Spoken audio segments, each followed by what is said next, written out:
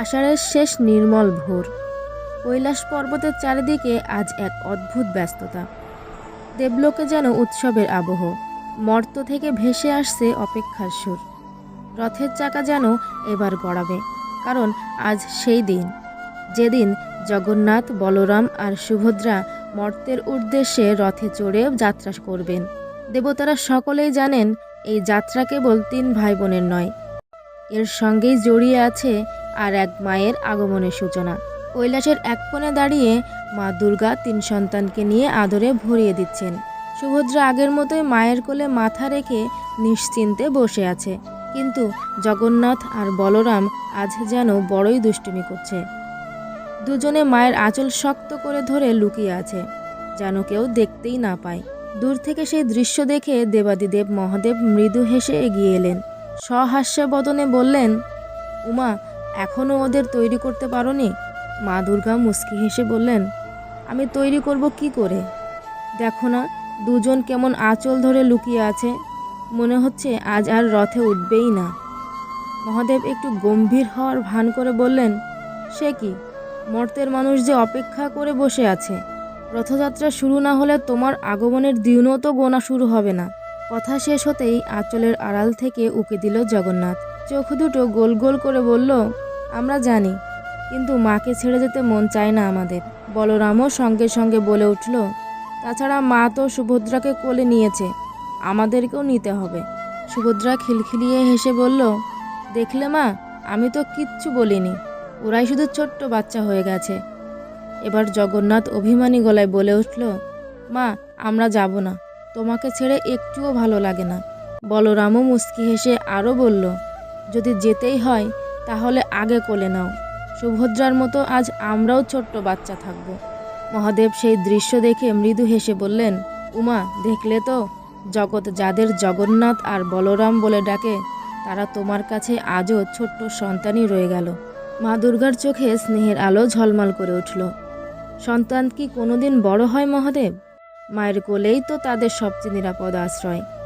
এরপর তিনি মায়াভরা চোখে তাকিয়ে জগন্নাথের মাথায় আলতো করে হাত রেখে বলে উঠলেন, তোমরা তো জগতের নাথ, শক্তির প্রতীক, এখনও এত আদর চাই? জগন্নাথ ঠোঁট ফুলিয়ে উত্তর দিল, জগতের কাছে আমরা বড় হতে পারি, কিন্তু মায়ের কাছে তো আমরা শুধুই সন্তান। মহাদেব মৃদু হাসলেন কথাটা শুনে। এই কথার উত্তর তোমার কাছেও নেই উমা। সন্তানের কাছে মা যেমন আশ্রয়, তেমনি মায়ের কাছেও সন্তান সবসময় ছোটই থেকে যায়। মা দুর্গার চোখে তখন অপার মমতা। তিনি এক হাতে সুভদ্রাকে বুকে আগলে রাখলেন, অন্য হাতে টেনে নিলেন জগন্নাথকে। তারপর বলরামও আর নিজেকে সামলাতে না পেরে সেও এসে মায়ের গা ঘেঁষে দাঁড়ালো। 3 জন যেন একসঙ্গে মাকে জড়িয়ে ধরল। সেই দৃশ্য দেখে কৈলাসের বাতাসও যেন থমকে গেছে। দেবলোকের সকল দেবদেবী মুগ্ধ হয়ে তাকিয়ে রইল।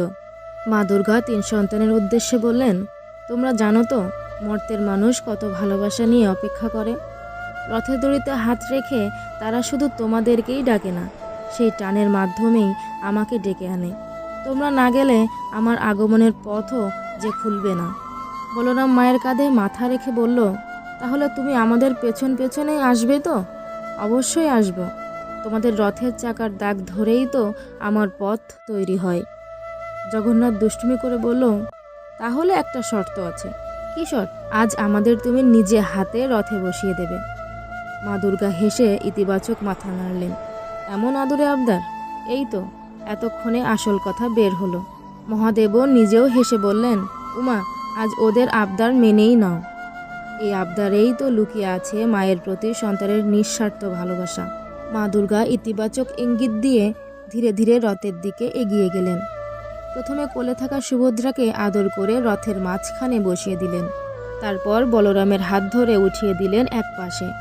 শেষে জগন্নাথকে বসাতে গিয়েও তিনি দেখলেন সে আবার আঁচল ধরে আছে। এই যে, এখনও ছাড়বে না? জগন্নাথ মিষ্টি হেসে বলল, যতক্ষণ না তুমি বলছো যাও বাবা, ততক্ষণ আমি কোথাও যাচ্ছি না। মা দুর্গা জগন্নাথের 2 গালে হাত রেখে স্নেহ ভরা কণ্ঠে বললেন, যাও বাবা, তোমাদের যাত্রাই তো আমার আগমনের বার্তা। তোমরা মানুষের হৃদয়ে ভরসা জাগিয়ে তোলো। জগন্নাথ এবার আঁচল ছেড়ে রথে গিয়ে বসল। দেবলোকে শঙ্খধ্বনি বেজে উঠল। রথের দড়িতে প্রথম টান পড়ল। চাকা ধীরে ধীরে গড়িয়ে চলল মর্তের পথে। মা দুর্গা স্থির দৃষ্টিতে সেই রথের দিকে তাকিয়ে রইলেন। তার ঠোঁটে স্নিগ্ধ হাসি, চোখে সন্তানের জন্য আশীর্বাদ। মহাদেব পাশে এসে দাঁড়িয়ে নরম সুরে বললেন, উমা, এবার তোমাকেও প্রস্তুত হতে হবে। পৃথিবী তোমার অপেক্ষায় প্রহর গুনবে। মা দুর্গা সামনের বিস্তৃত মেঘমালার দিকে তাকিয়ে আছেন। হ্যাঁ মহাদেব, ওদের রথ যত এগোবে আমি ততই কাছে পৌঁছে যাব মর্তের মানুষের ভালোবাসার উঠোনে। যুগের পর যুগ বাঙালির বিশ্বাসে এক অপূর্ব অনুভূতি জেগে আছে। যুগের পর যুগ বাঙালির বিশ্বাসে এক অপূর্ব অনুভূতি বেঁচে আছে। রথযাত্রা মানেই শুধু জগন্নাথ দেবের উৎসব নয়। রথের চাকা যখন ঘুরতে শুরু করে তখনই শরতের মৃদু হাওয়া অদৃশ্যভাবে জানিয়ে দেয় জগৎ জননী আসছেন। তাই তো বলা যায়, রথের চাকা যখন গড়িয়ে চলছে তখনই শুরু হয় মায়ের আগমনের প্রতীক্ষা। তাই তো বাঙালি বলে, রথ টানলে দুর্গা আসে।